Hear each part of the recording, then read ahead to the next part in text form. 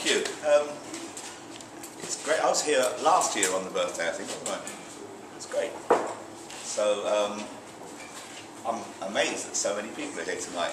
You obviously thought somebody else was speaking, but thank you for coming. I want us to start. What I don't want to do tonight, I don't just want to speak to your minds. I don't want to speak to you as flesh and blood tonight. I hope that the words that come out will speak to your spirits tonight, to your souls. And having said that, I also hope that the words that I speak don't just come from up there, but they come from in here. So what I want us to do just to start with, can you hear me at the back okay? You're right. What I want us to do at the start with is just... Yeah. Sorry, you can take that's it. That's perfect. You want to see me as well? Brought a big laugh from somebody at the back there. Yeah, so what I want us to spend just a few minutes just to focus ourselves and to really get ourselves in a position that we can, I don't know, that I can let it flow and you can hear what's coming through. So we're just going to do a mantra, the words of which mean, I am not the body, I am the soul. I am not the body, I am the soul. And that's what I want us to get tonight, that we put aside everything else, we put aside all the physical and the mundane stuff, and we come together on a higher level, I guess. So the words of it are Ma dehane me atma om. Okay? Ma dehane me atma om. Very simple. Just want to say that. Ma dehane me atma om. Very simple. Okay? I'll start it off. You just join in.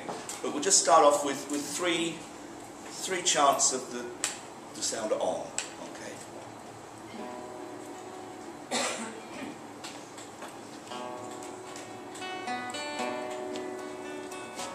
Om.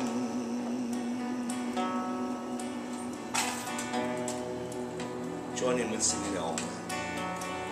Om.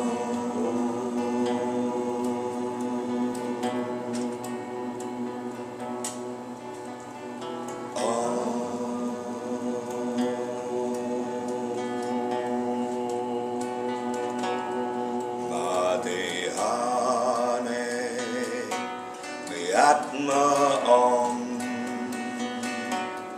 Ma dehane me atma om. Ma dehane me atma om. Ma dehane me atma om. Ma dehane me atma om. Ma dehane me atma om. Ma dehane me atma om. Ma dehane me atma om. Ma dehane me atma om. Ma dehane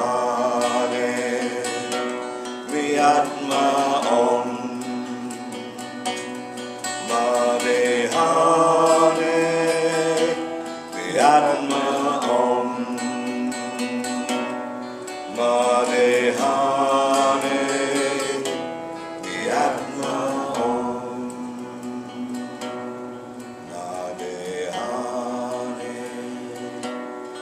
atma om. Ma dehane me atma om. Ma dehane me atma om. Ma dehane me atma om.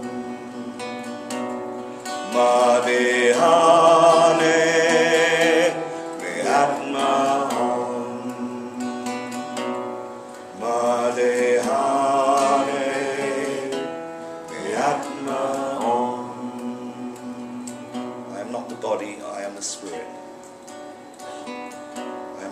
body, I am the soul.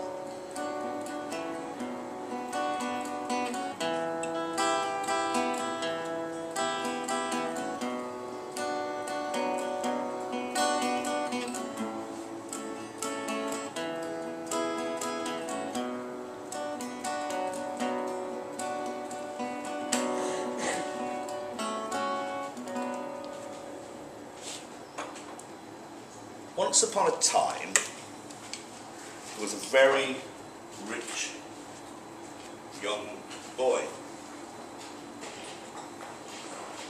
And as you might expect, this very rich young boy had a very rich father. And it was coming up to the young boy's birthday, and he'd never gone without. He'd always had everything he ever wanted. And they were a good family. His father was generous and kind. And coming up to his, I think it was his 18th birthday, and the father said to the boy, "What do you want for your birthday this year? Just name it, whatever you want, you can have it." So the boy thought for a while, and he said, "Do you know what I'd really like? I'd like an aeroplane. I'd like my own aeroplane." So the father said, "Okay, that's what you'll have for your birthday." A few weeks went by and his birthday came along and came to the party, and his father presented the boy with the keys to this new aeroplane, and he'd arranged for it to be kept in a hangar down at the local airfield, and he could go down there whenever he wanted to and enjoy his aeroplane. It was his. He got what he wanted. He got his aeroplane. So the boy got really enthusiastic about the aeroplane. He started to read all the books he could find about aeroplanes, about the mechanics, particularly of this aeroplane that he had, how it worked and everything, all the technical stuff about it. And he started listening to the experiences of other people who've been flying their aeroplanes, and was really getting so deeply into it. He subscribed to a magazine every month telling him about aeroplanes, and he learnt everything he could about aeroplanes. He even watched films and DVDs about aeroplanes. He learnt everything he could get his hands on. He just soaked it all up, took it all up. And this went on and on. He'd go down to the airfield every day and spend time down there. And after about 6 months, his father said to him, "I'm going to come down and see you later on, see how you're getting on." So his father went down to the airfield, went into the hangar, and there's the boy sitting there next to his beautiful aeroplane. And he's sitting there reading all these books, and he's got a pile of magazines there, he's got everything there, and he's reading it all, and he's loving it. And the father said, "Hey, how are you enjoying your aeroplane?" He said, "Dad, it's great. It's the best present I ever had. Thank you so much for this aeroplane." He said, "That's great. Show me what you can do with the aeroplane then." And the boy looked a little bit nervous, a bit apprehensive, but he went over to the aeroplane and he climbed up into the cockpit, and he started it up, and he pulled the throttle, and he taxied the aeroplane out onto the tarmac outside the hangar, and then he started to drive it down the runway.